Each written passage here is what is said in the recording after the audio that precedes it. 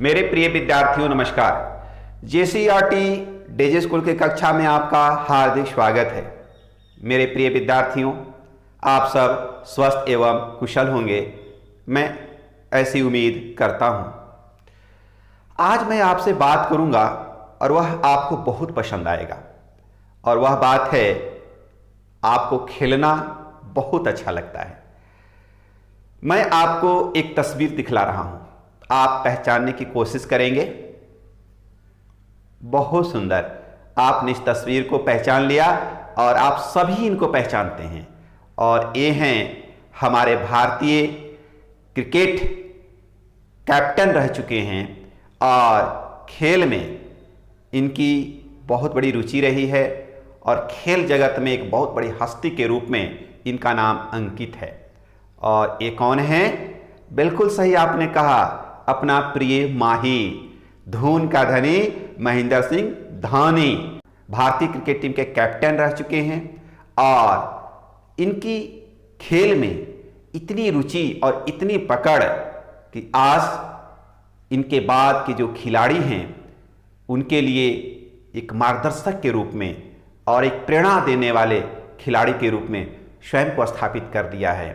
और ये हमारे झारखंड के लाल महेंद्र सिंह धोनी, जिनको हम सभी प्यार से माही भी कहते हैं। तो चलिए आज चर्चा करेंगे माही के जीवन को लेकर, माही के जीवन में आए हुए क्रिकेट खेल को लेकर और उनकी उपलब्धि को लेकर।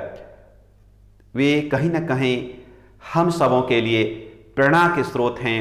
और मेरे प्यारे विद्यार्थियों, जब मैं आपकी बात करूं तो निश्चय ही यदि महेंद्र सिंह धोनी की आचरण, उनके क्रियाकलाप और उनके विचार को यदि आप मनन करेंगे तो आपकी एक राह, जीवन में एक बहुत ही महत्वपूर्ण राह निकलेगी और आपको हिम्मत भी मिलेगी और आप जीवन में एक सफल इंसान के रूप में हो पाएंगे। तो चलिए पाठ की शुरुआत करते हैं। आपकी पाठ्य पुस्तक विषय हिंदी, भाषा मंजरी, पाठ धून का धनी महेंद्र सिंह धोनी। इस पाठ के माध्यम से क्रिकेट खिलाड़ी महेंद्र सिंह धोनी के जीवन की उपलब्धियों और प्रेरक प्रसंगों का रोचक वर्णन जान सकेंगे। हमें धोनी के जीवन से अपना कार्य ईमानदारी और लगन से करने की प्रेरणा मिलेगी। यह पाठ खेल में हार जीत को खेल भावना से स्वीकार करने और विषम परिस्थितियों में भी धैर्य रखने के लिए प्रेरित करता है। पाठ यह भी बताता है कि सफलता प्राप्त करने के लिए नए प्रयोग करने से भी नहीं डरना चाहिए। 2 अप्रैल 2011 दिन शनिवार, मुंबई में वानखेड़े स्टेडियम में हजारों दर्शक बैठे हुए थे। करोड़ों भारतीयों की नजरें टीवी के स्क्रीन पर टिकी हुई थीं। क्रिकेट के विश्व कप का फाइनल मैच भारत और श्रीलंका के बीच चल रहा था। भारत एक इतिहास दोहराने को आतुर था। भारतीय क्रिकेट टीम को जीत के लिए लक्ष्य मिला था 274 रनों का। खेल अंतिम ओवरों के रोमांचक दौर में था। भारतीय क्रिकेट टीम के कप्तान महेंद्र सिंह धोनी और युवराज सिंह विकेट पर थे। मैच का 48वां ओवर प्रारंभ होने ही वाला था। श्रीलंका के कप्तान कुमार संगकारा ने गेंद अपने गेंदबाज नुआन कुलशेखरा के हाथों में थमा दी। कुलशेखरा के सामने थे युवराज और जीत के लिए भारत को अब चाहिए था मात्र 5 रन। तेज कदमों से युवराज ने 1 रन ले लिया। अब गेंदबाज के सामने आ गए धोनी। पूरे स्टेडियम में धोनी धोनी की आवाज गूंजने लगी। गेंदबाज ने लिया लंबा रन अप, गेंद डाल दी धोनी के सामने। धोनी ने लगाया एक लंबा शॉट, गेंद पहुंच गई मैदान के बाहर। एक खूबसूरत छक्का और भारत बन गया विश्व कप विजेता। 28 वर्षों के बाद पुनः भारत के हाथों में आ गया विश्व कप। मेरे प्रिय विद्यार्थियों, वर्ष 2011 जो भारतीय क्रिकेट टीम ने क्रिकेट विश्व कप को जीता था, उस अंतिम दिवस की चर्चा, अंतिम पलों की चर्चा आपके सामने हुआ और आप समझ सकते हैं कितना रोमांच भरा दृश्य रहा होगा खेल के मैदान में और टीवी स्क्रीन पर देख रहे जो क्रिकेट प्रेमी थे उनके हृदय में। आगे देखते हैं। हजारों प्रशंसक रांची में धोनी के निजी आवास के सामने मौजूद थे। शुरू हो गई आतिशबाजियां। धोनी के जयकार से पूरा वातावरण गूंज उठा। जश्न का माहौल था, रांची में ही नहीं पूरे देश में। हो भी क्यों ना, हमारे देश ने सन 1983 ईस्वी के बाद पुनः क्रिकेट का विश्व कप खिताब जो जीता था। मीडिया में भारतीय क्रिकेट टीम और धोनी का यशोगान होने लगा।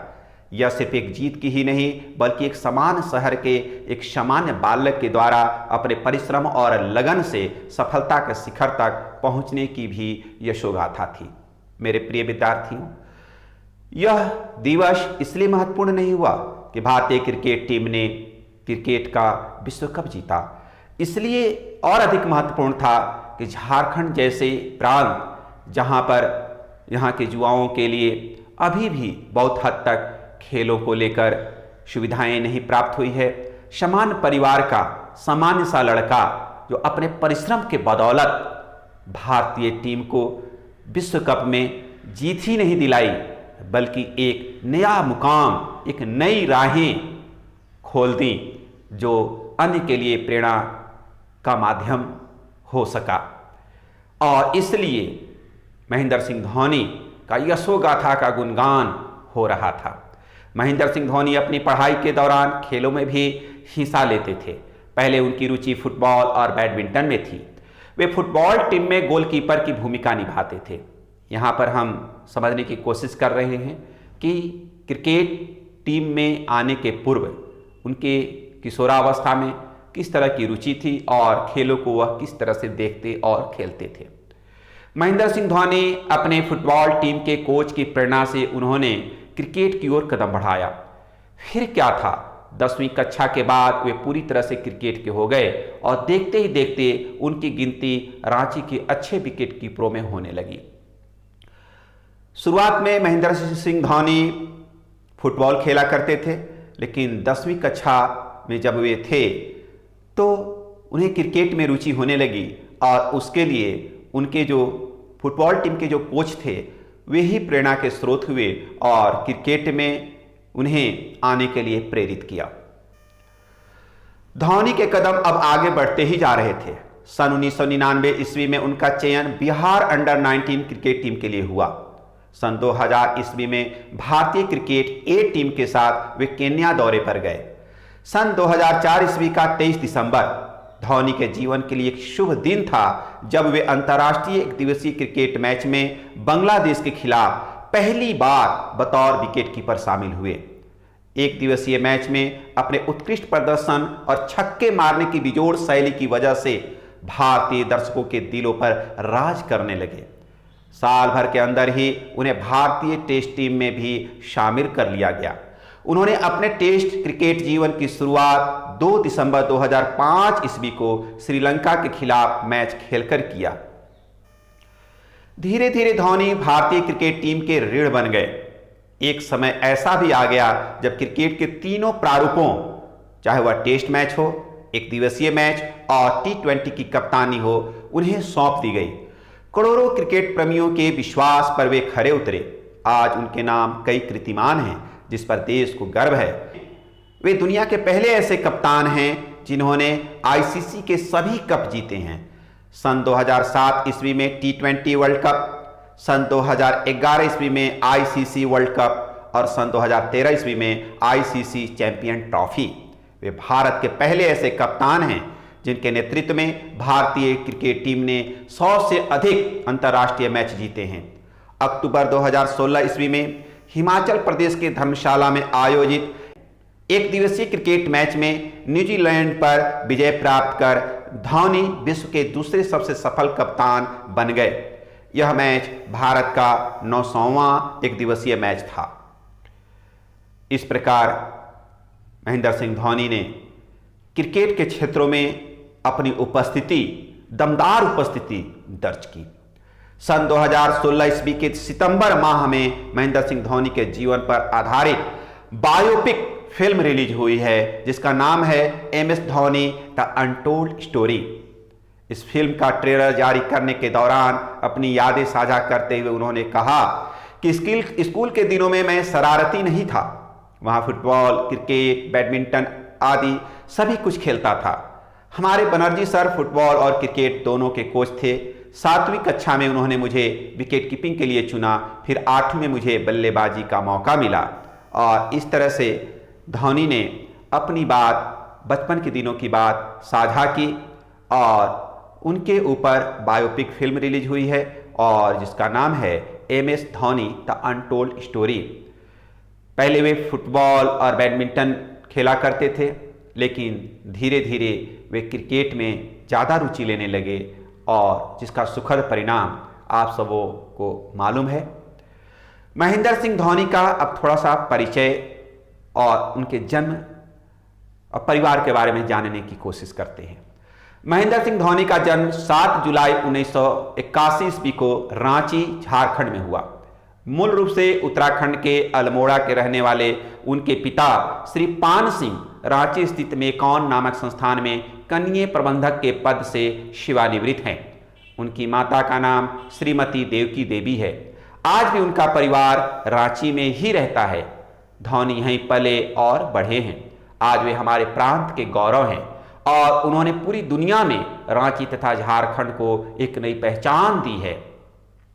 धोनी जब 12वीं कक्षा में पढ़ रहे थे तब की एक घटना है।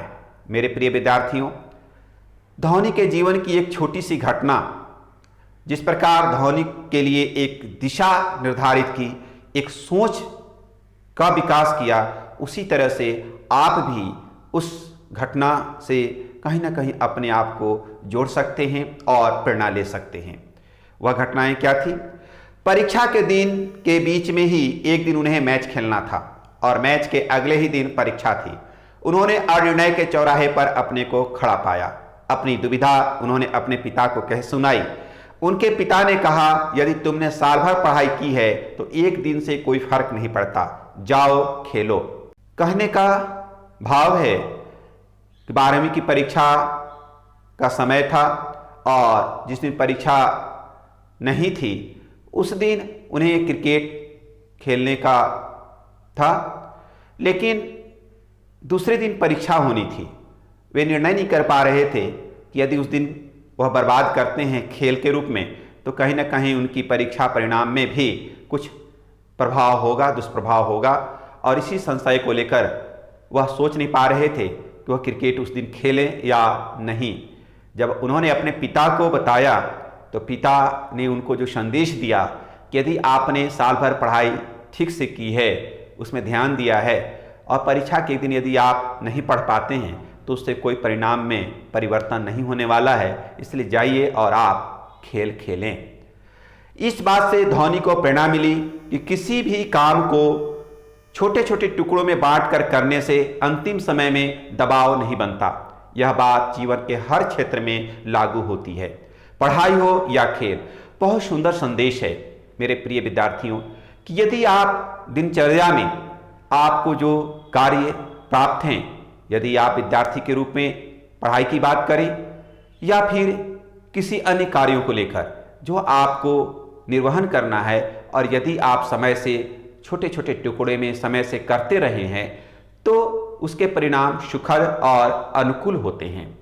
इसलिए व्यक्ति को अपने कार्यों को अन्य दिनों पर न टालकर दिन प्रतिदिन जो निर्धारित होता है किया जाना श्रेयकर होता है और किया जाना चाहिए। आगे देखिए, क्रिकेट के मैदान में धोनी एक कप्तान के रूप में बहुत ही सफल रहे हैं। उनकी सफलता के पीछे उनके संघर्ष करने का मदा और विषम परिस्थितियों में भी नए प्रयोग करने से न हिचकना है। महेंद्र सिंह धोनी विषम परिस्थितियों में भी शांत और स्थिर होते हैं और उनके अंदर जो इच्छा शक्ति है वह काफ़ी मजबूत है और वे किसी भी नए प्रयोग करने से हिचकते नहीं हैं। खेल के दौरान कई बार वे चौंकाने वाले निर्णय लेते हैं। दबाव के क्षणों में भी बल्लेबाजी का क्रम बदलने और अनियमित गेंदबाजों को बॉल थमाने में वे नहीं झिझकते। आपने क्रिकेट खेलने के क्रम में धोनी को देखा है, वे अनियमित गेंदबाजों को, अर्थात जो पूर्व की तरह जो नियमित तरीके से जो गेंदबाजी का जो उनका पैटर्न है, क्रम है, उसको तोड़ते हुए नया प्रयोग करते हैं और वह प्रयोग में बहुत हद तक वे सफल भी रहे हैं। वैसे इन बातों को लेकर उन्हें बहुत आलोचना भी मिलती है, लेकिन उसे उन्हें इन आलोचनाओं से बहुत ज़्यादा फर्क नहीं पड़ता है। वह अपने कार्यों का पुनर्मूल्यांकन करते हैं कि जो मैंने निर्णय लिया वह कितना उचित था या फिर उसमें कितने सुधार की संभावनाएं हैं। शांति धोनी मितभाषी हैं, बहुत ही वे कम बोलते हैं। प्रेस कॉन्फ्रेंस में भी उनकी भाषा संयत रहती है। वे विवादों से स्वयं को दूर रखते हैं, इसलिए तो उन्हें कैप्टन कूल भी कहा जाता है। आप भी जानते हैं और आप भी कहते हैं, क्योंकि वे कभी भी अग्रेसिव और उग्र नहीं होते हैं। वे विवादों से स्वयं को दूर रखते हैं। वे ऐसे कोई भी क्रिया प्रतिक्रिया नहीं करते जिससे समाज में या देश में कोई विवाद उत्पन्न हो। उनमें एक अच्छे कप्तान के सभी गुण हैं। वे टीम के सभी सदस्यों को साथ लेकर चलते हैं। अपने साथी खिलाड़ियों की पूरी क्षमता का उपयोग करने की कला उन्हें मालूम है। वे टीम के वरिष्ठ खिलाड़ियों का सदा सम्मान करते हैं और नए खिलाड़ियों का हौसला बढ़ाते हुए उनको अपनी क्षमता प्रदर्शन का भरपूर अवसर प्रदान करते हैं। अपने साथियों और प्रशंसकों के बीच माही नाम से लोकप्रिय धोनी का प्रशंसकों की मांग पर गेंद को बाउंड्री से बाहर का रास्ता दिखाने में भी कोई सानी नहीं है। आपने क्रिकेट के मैदान में देखा होगा कि जब क्रिकेट पिच पर धोनी होते हैं तो जो दर्शक होते हैं धोनी धोनी कहकर उनसे चौका और छक्का लगाने की अपील करते हैं और उन अपील से भी कहीं ना कहीं महेंद्र सिंह धोनी को ऊर्जा मिलती है और वे ऐसा कर दिखाते हैं और गेंद को बाउंड्री से बाहर दिखाने में कहीं से कोई कसर वे बाकी नहीं छोड़ते हैं। भारतीय सेना ने सन 2011 ईस्वी में महेंद्र सिंह धोनी को मानद लेफ्टिनेंट कर्नल का पद प्रदान किया, जिससे सेना में शामिल होने का उनका बचपन का सपना पूरा हुआ। महेंद्र सिंह धोनी की क्रियाकलाप, धोनी के योगदान को देखते हुए भारतीय सेना ने उन्हें 2011 ईस्वी में मानद लेफ्टिनेंट कर्नल का पद प्रदान किया और धोनी को हमेशा बचपन से इच्छा थी कि वे सेना में जाएं और इस माध्यम से उनका सपना पूरा हुआ। खेलों में उत्कृष्ट प्रदर्शन के लिए उन्हें राजीव गांधी खेल रत्न पुरस्कार 2008 ईस्वी में एवं पद्मश्री पुरस्कार 2009 ईस्वी में प्रदान किया गया है। धोनी ने अपनी कप्तानी में सन 2011 ईस्वी के क्रिकेट वर्ल्ड कप में जिस बल्ले से खेलकर भारत को जीत दिलाई थी वह बल्ला 72 लाख रुपए में नीलाम हुआ। नीलामी से प्राप्त संपूर्ण राशि उन्होंने साक्षी राउत फाउंडेशन को दे दिया, जिसे उनकी पत्नी अनाथ बच्चों के लिए चलाती हैं।